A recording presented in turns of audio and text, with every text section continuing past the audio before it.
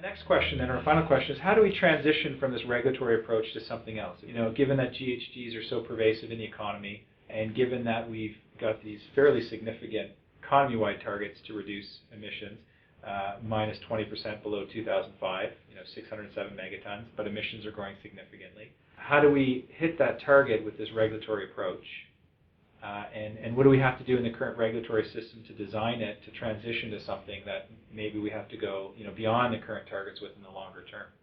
There's a certain regulatory lock-in that we're in. We're sort of rolling out very tight regulations that'll be hard to change in time. I don't think there's necessarily a problem with the regulatory approach that we're going down. Right. I think what's difficult about it is that it's not clear to the average person or to even well-informed people whether the regulatory approach that government is pursuing is sufficient to meet the targets that they're saying that they want to meet. So the Copenhagen target in this case.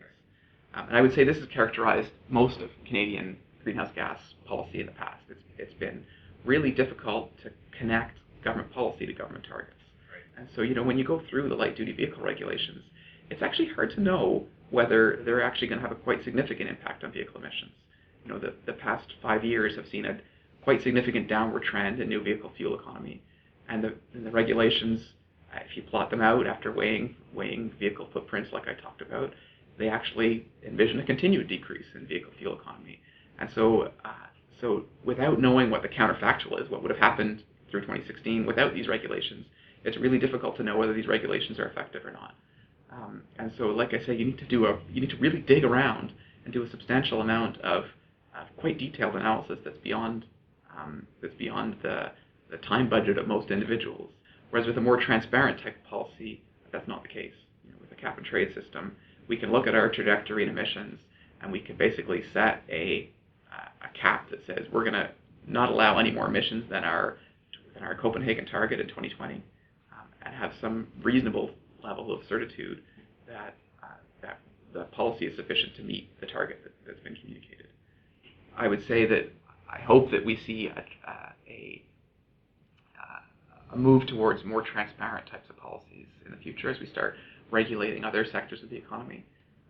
And I think that's probably going to need to be the case as we start getting into sources that are really heterogeneous, like big industry, for example, because the uses of carbon in the pulp and paper industry are so different from the uses of carbon in, for example, the metal smelting industry. And they're so different from the uses of carbon in the aviation industry that as we start wanting to regulate from all those sources at the same time, we're going to really have to start thinking about more flexible or newer types of regulatory approaches that I hope will have that transparency built into them. Nic Rivers, thank you. That was an excellent discussion on regulating carbon in Canada and what we can learn from some success we've had on regulating heavy metals, toxics, and criteria air contaminants, and also a good vision on where we can go. I really like the flexible and transparent sort of angle on the current regulations. So thank you for your time. We appreciate it. My pleasure.